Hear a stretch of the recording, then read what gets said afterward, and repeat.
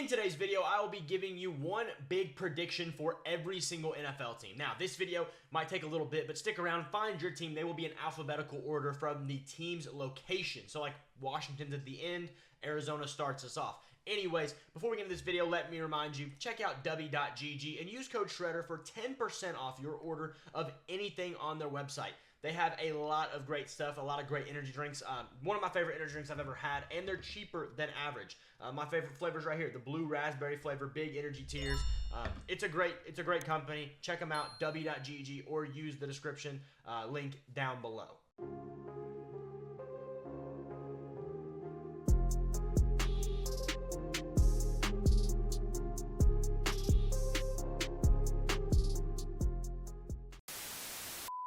First off, for the Arizona Cardinals, we're going to start with Kyler Murray, and he explodes with a tandem, a three-headed monster of Marvin Harrison Jr., Michael Wilson, and Trey McBride. They all have really, really big years, and they help Kyler get to a new level that he hasn't been at in a long time. However, they're still going to struggle because of their defense and lack of talent around the roster, and they're going to finish around 8-9, but enough to be third in the division. Then we'll go to the Falcons. This is an interesting one here. I'm going to say that Michael Penix has a very Trey Lance-like career. Never really gets a chance to touch the field. Never gets a full shot. He plays here, plays there, but he's going to go around, bounce around, and not really get the chance to have a career because, he's just a strange pick. Not a lot of sense made from that pick for whatever reason that may be. For the Niners, it was that Purdy obviously was a 7th-round pick that worked out very well. But either way, Kirk plays well, and Penix never really gets a true shot at a starting job in Atlanta. Then we'll go to the Ravens. They face a Super Bowl slump. It happens. It's not that crazy to think about. They face a slump, and their defense falls off a bit, losing McDonald, losing Queen, losing, a few other guys, and Lamar has a little bit of a down year, which, for him, is probably losing like 100 yards, both passing and rushing, because he doesn't really have that great of stats ever anyways. Going over to Buffalo and the Bills. They have major additions by subtraction. And by that, I mean Poyer, Hyde, Diggs. All those losses that seem so detrimental actually turn out to be pretty helpful because they don't have to deal with all these guys who, don't want to be there and don't like to help out the team, and they, have too much of a head case and they have too much ego there to let it go. Mainly talking about Diggs here. I think their unit actually looks pretty good. Yeah, do they have a true number one receiver? They don't. But they do it by a group. Curtis Samuel, Keon Coleman, Mac Hollins, Shakir. All these other guys help out. Dalton Kincaid. And as a group effort, have some of the best Bills play we've ever seen. Josh Allen wins MVP, and the Bills win the Super Bowl. Pretty big year for Buffalo with this said. Then the Panthers. They have great improvement by the, drastic overhaul to their offensive line. They already had two good tackles with Aquanu and Moton on the edge. Moton, I don't know how to say it either way. But they added in, two solid guards with Damian Lewis from Seattle and Robert Hunt from Miami. And this gets them, a lot better of a running game. Jonathan Brooks has a good year. Deontay Johnson helps out Bryce Young a lot. They get to 10 wins. That's a lot of wins for this low NFC South. Then the Bears. Caleb struggles early. He's going to start off the year with a lot of hate, but then he's going to turn it around. And if he wouldn't have had the big struggles he has at the start of the year, he probably wins Rookie of the Year. But because he struggles for the first half or so of the year, he gets a lot of flack and ultimately loses out on Rookie of the Year to a player we'll talk about later down the list. But, they have a good year as it progresses, but he just has to get a really big lot of issues out of the start. I don't even know what I just said there. That took a lot of turns. Either way, Bengals. Burrow comes back, but looks shaken. I think this arm injury could be really, really serious and impact his career. We saw, not the same injury, but a similar type of injury, like a rare kind of injury happen to Ben Roethlisberger. And yeah, he was a lot older, but after he lost that, it was mainly the legs. His arm was fine, but there's still a lot of issues, and the mental side of it really hurts a player when they can't do what they used to do. I think this hurts Burrow, and maybe this is one of those things where Burrow's career kind of goes down the drain after a great start because of injuries. Then we'll go to the Browns. Nick Chubb comes back, but the defense slides. Watson shows up a little bit. Maybe he's not the guy he once was in Houston, but he shows up enough to, be good enough to keep, but he's not good enough that you're just excited and like, hey, we got a guy next year. But he does give you, he does good enough to say, well, next year we got Watson, and, maybe he improved this year, he'll improve next year. That's kind of as much as they get from him. The Cowboys. Dak takes a huge step back this year. Dallas dodges a bullet for not paying him, and both McCarthy and Dak leave after this season. They leave in 2025. Does he still have some decent stats? Yeah, probably, because C.G. Lamb. However, he has a lot of turnovers, and the defense doesn't help out so much. The running game's a big issue because Dak is really a good quarterback when everything goes well, but when things go bad and Dak has to finish it off, he's not very good at helping out there. And, they usually blow out really bad teams because they have a very balanced team. They can run the ball, they can pass it. This year, them not going to be able to run the ball is going to hurt a lot of players on this team. Then the Broncos. Nix is solid.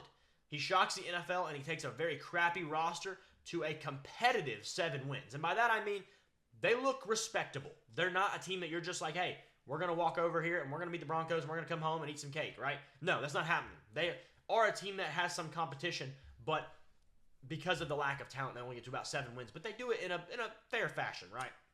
The Lions. Terrion Arnold has a great season. Finally helps out Detroit's secondary issues, and they finish first in the NFC. The Lions take the top spot and get the bye week. That could be huge for them. That could be, all they could have needed to get the job done, and maybe we see something happen this year in Detroit that we've never seen before. Going to Green Bay. We see progression for Love. He puts together a legit full season because right now, my, problems with Jordan Love, I like the guy. I like what I've seen from him. However, I need to see it more consistently. We only saw him play that good for about half a season. We need to see a full season of Love, and I think we get it, and it helps out that they get a big breakout from Luke Musgrave. He's a huge help to this year, and Jordan Love's finish to the season. Then we'll go to the Houston Texans. A pretty big sophomore slump here happens for both DeMeco Ryans and C.J. Stroud. It's not their fault, but, like C.J. Stroud even himself said, it's going to be a lot harder to win this year. And they're going to have to finish, third in the division to figure that out. Sometimes you go up and you go back down and then you come back up way higher. And I think that's what happens to this year's Texans team. We see a good year last year, and we see a slump this year. And it, also doesn't hurt that we're about to see some big plays from other teams in this division. But they get, it's not like they're going to be 6 wins, but they're going to finish third in division in a very, very close division. The Colts, another team in this division. Anthony Richardson comes out absolutely firing, has an incredible season, running, passing, whatever, and they finish second in the division, only behind the next team, the Jaguars. They put together a legit season as well, and they thoroughly convinced Trevor Lawrence's haters. Brian Thomas is the guy that this offense has been missing. He shows up as a great year, and, that's kind of the problem. T-Law has had some terrible receivers to help him out. Yeah, Christian Kirk, Calvin Ridley, they're fine players, but are they a wide receiver 1? Absolutely not. They're a low-tier wide receiver 2, in my opinion.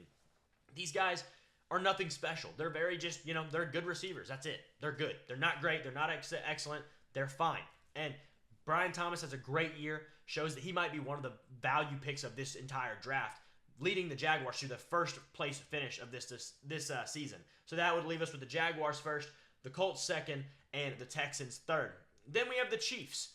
They have a Chiefs season. Normal, 11, 12 wins. They get a lot of them. They struggle here and there. They look a little questionable, but, we probably think that they're going to be worse than they are.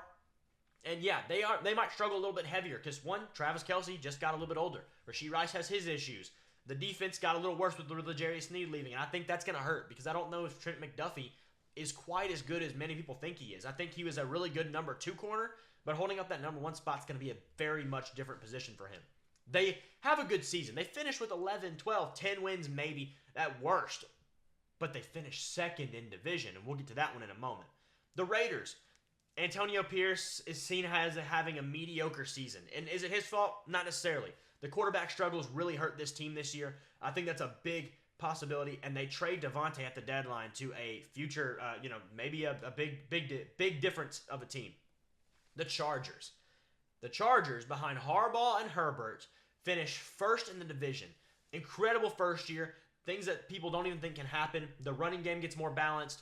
Even though they don't have receivers, guys like Ladd McConkey and maybe Quentin Johnston are given another chance and new life in this league. I know Ladd McConkey's a rookie, but all this because the coaching that Harbaugh brings is something that most teams don't have, including this Chargers team.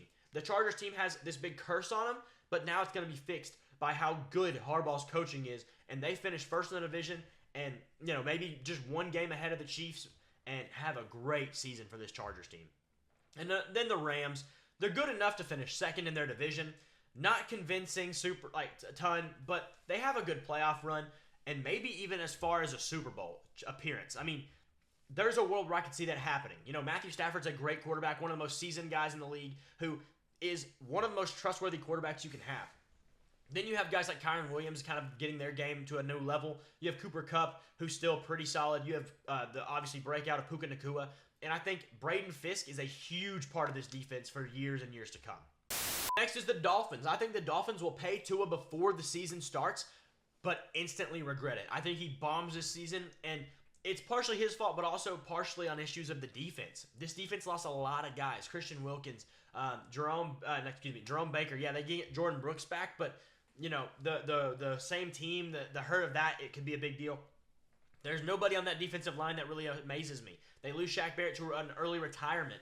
They lose, obviously right now, Jalen Phillips and Bradley Chubb are both on IR, or PUP, excuse me. But a lot of issues this year for the Dolphins, and maybe Tua's not the answer, but they already pay him and have to struggle with the consequences of that. The Vikings. I think McCarthy starts by midseason. Darnold looks impressive enough that they'll trade him after this year, get something good from him if they still have him on a multi-year contract, or he'll go somewhere and get a solid deal as well. But it's a bridge year ultimately. It's just a year that they are decent, but not good enough to really do much in the division, especially with the Packers and the Lions and even the Bears having some success later in the year. But they might finish third or fourth in this division, but it's not super convincing, and it's really just a year to see what happens for next year. For the New England Patriots, I think May starts after week 3. I think Brissett, shockingly, is going to stink it up. I like Brissett as a bridge quarterback, which is what he's doing here. But I think he struggles this year. I just have a prediction that he will. And May comes in, and he's going to win Rookie of the Year behind some incredible performances from a rookie quarterback that no one expects. I think Drake May is the complete underdog right now. I think Ramondre Stevenson and him could have a great year dynamically. He is, to my opinion, the second best quarterback from this draft, and he could have a great year with, not a whole lot around him, which will help him win Rookie of the Year. Saints, they all died. Derek Carr's done for. Aging team finished last in the division. Dennis Allen fired, which honestly might be the best thing for them. Sorry, Saints fans. I mean, I feel for you here, but you just don't have a lot to look forward to. However, one thing that will be a bright spot, I think A.T. Perry just jumps off the page of the NFL. Like, this guy, I've really liked him since he came into the league. I think he just needs a shot. A.T. Perry could be a very good receiver in the NFL, I think. And this year, I think we might see it. And then the Giants. The team would be decent if it wasn't for Daniel Jones. He kills the whole team, ruins everything. The running game doesn't help after losing Saquon this year, and they ultimately end up with the number 1 overall pick in what's seen as a down year for quarterbacks in the draft. The next is the Jets, and Rodgers comes back with a vengeance, finishes top 3 in most quarterback stats, and leads the Jets to a very, very competitive finish in second place in their division. Obviously, with the Bills, I said they have a really good year as well. Rodgers comes back and, they fight for that 1 seed maybe in the last couple weeks of the season, but they ultimately end up falling short and get the 2 seed in the division. The Eagles, this is another Super Bowl year for them. I think, they had a slump after one last year. They went to Super Bowl 2 years ago, had a really big slump, but I think they get the job done, and I think it's convincingly. This roster looks very good in my opinion. Yeah, they lost Hassan Reddick, but I think, Bryce Huff and Josh Sweat and, the rookie they had last year, Nolan Smith, Jalen Carter, Jordan Davis, all these guys on the defensive line could be huge helps, even though they're not going to get paid as much, which is honestly a good thing, a blessing in disguise. I think Cooper DeJean has a great year. Quinion Mitchell has a great year. Darius Slay is obviously Darius Slay. And this is a great year. Maybe Hurts for MVP. The Eagles and the Bills are my 2 picks to go to the Super Bowl next year. And each quarterback could win an MVP with a different situation from in front of them.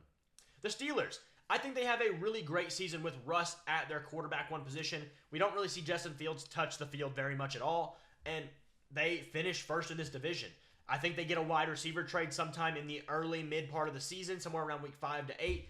Could it be a Brandon Ayuk? Could it be a Devontae Adams? Could it be just a Cortland Sutton? Maybe any of those. I think it happens, and I think they get a really good value, and we're looking at this Steelers team in 6 months saying, man, next year could be dangerous, especially if Russ can keep it up. The 49ers, I think they trade Ayuk somewhere, and Purdy struggles because of that. I think Purdy, he's a good quarterback. He's probably about the 15th best quarterback in the NFL. That's really good. You're a starter in this league, but he's not amazing. He's not top 5. A lot of things are schemed open for him. If you watch the Super Bowl, a lot of these throws are wide open throws. The guys are NFL open. There's a difference between college open and NFL open, and these guys are always open. He's got a lot of easy things to do. Yeah, the pressure gets to him and it's in his face. He's willing to stand up and take a hit. That's great. But he doesn't have to make that hard of throws most of the time either. I think they have their version of a 2023 Eagles. They look a little wishy-washy, you know. Everybody thinks they have it still. Maybe they can make it back in the playoffs, but ultimately it hurts them this year, and they may suffer a first-round exit because of it. In Seattle, Geno struggles. And let me go back real quick for the Niners. They still could finish first in this division and struggle. The Eagles last year almost finished first in their division if it wasn't for a really good Cowboys team. But they could still finish first in their division but look really iffy this year. Back to Seattle. Geno struggles. The new head coach struggles. It's a lot of just struggle around here. They finished last in the division. Lockett and Geno both are gone in 2025. They move on to either a rookie or Sam Howell as their quarterback for the future. The Buccaneers, I think they firmly win the NFC South. Baker has a top 10 year statistically, and, you know, he's convincing. He's a full-time starter. We have no questions of who the Buccaneer starter is for the next 5 to 10 years. Baker Mayfield looks really, really good, and you know, we get a good year from the Tampa Bay Buccaneers, and their only competition in the division may be the Falcons, truly. For the Titans, Levis, he's fine, but the O-line gets him killed. The O-line stinks. I'm not a big fan of this O-line. I don't think J.C. Latham was a great pick when they did, mainly because I think he's a guard, and you took a guard at numbers, 6 overall, 7 overall? To me, that's not a very smart move. It's just, he's a fine player, but he's too raw. He's not ready. And he's definitely not a tackle in the NFL, in my opinion. I don't think that's going to happen well. Not to mention, Brian Callahan, as much as I think he could be a really good head coach in the NFL, let's look at his Bengals O-lines he had. None of them were good at all. Never got good. Even with the good players on their team that they ended up bringing in, like Kappa and the center they brought in, Karras, and, you know, Orlando Brown, they just never were good O-lines. It's a problem that he has, and I don't know if he gets over it. Then, the Commanders, Jaden Daniels makes awful decisions, and he is hurt by week 7. Misses the majority of the season. Commanders look pitiful and finish bottom 3 in the league. This team, there's some talent there. There's some things to work with, but they're not there yet, in my opinion. Jaden Daniels, his college film shows a lot of mental errors and clerical mistakes. Just a lot of things he could fix with just a little bit of brain power, and it doesn't seem like he does that in college. I don't know why he would do that in the NFL. I don't know why you'd be convinced that he would. Anyways, that is going to be it for our predictions for every single NFL team. Let me know what you think down in the comments below. Leave me a prediction or a hot take down in the comments, and I will be doing a hot takes video sometime soon. So if there is a hot take down here, or you can add me on Twitter at Shredder. Use either one and do hashtag hot takes on it. I will be making a hot takes video right before the season, and you can get yours in early. Either way, thank you guys for watching, and I'll see you on the next video.